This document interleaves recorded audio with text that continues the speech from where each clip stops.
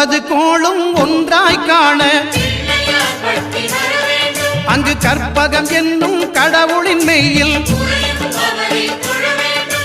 9 கோளும் ஒன்றாய் காண அங்கு கற்பகம் என்னும் கடவுளின் மெய்யில் சூரியன் முதலாய் 9 கிரகமும் பலவித குணங்களை கொண்டிருக்கும் எங்கள் கற்பக தருவில் அவை வரும்போது ஒன்றாய் சேர்ந்து பலனளிக்கும்.